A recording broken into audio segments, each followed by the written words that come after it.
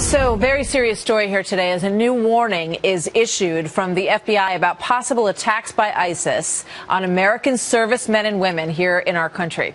The bulletin reads like this. The FBI and DHS recommend that current and former members of the military review their online social media accounts for any information that might serve to attract the attention of ISIL, ISIS, and its supporters. KT McFarland, Fox News national security analyst and a former Deputy Assistant Secretary of Defense from the Reagan administration. KT, good morning. Good morning. Happy Thanksgiving. It's good to have you here. This is the kind of thing that we saw happen in Canada and what we saw happen in the streets in London as well, and England as well, and a great fear that the social media that we've become so accustomed to using could be turned against us here. Yeah, and it is the new weapon. It's asymmetrical warfare. It's easy. It's cheap. Everybody's got a cell phone. Everybody's got an internet connection.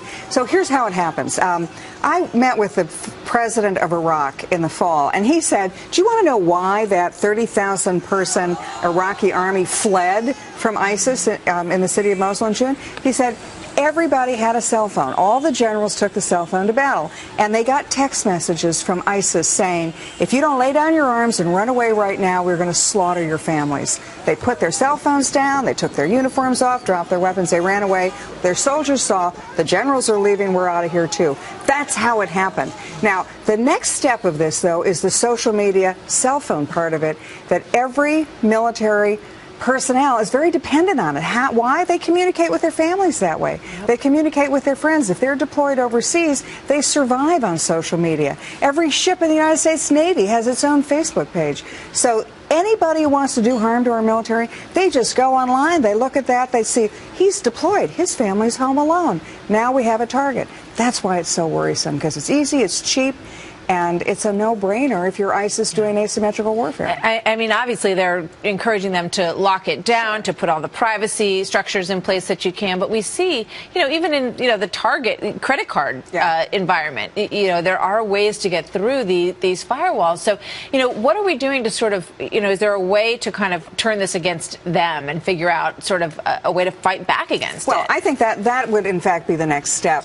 We have now the capability. We didn't have this 10 years ago. We didn't have it 5 years ago. We now have what's called metadata, big data. We have the ability to take aggregate data and look around to see where's the anomaly here. Where's the guy who's spending way too much time on that jihadi website, and then pinpoint not behavior, not stereotyping, not profiling, but terrorist profiling. And then signal those people out and then have a special look at them. Because the new wave of terrorism is not just going to be this text message. It's going to be the guy who has never traveled to the Middle East. He has never gone to a jihadi website training camp. All he's gone to is the website. He's found out how to do it. He's angry. He has a target down the street, takes out the axe, and there he goes. Yeah, but I mean, my fear is that something like this will happen, and that the person who is responsible for it will be somebody like the Tsarnaev brothers or the guy that they took into custody in Minnesota recently, where they say, oh, you know what, it turns out he had been looking at a lot of jihadist websites, but when I talk to people who are in the intel community, they say,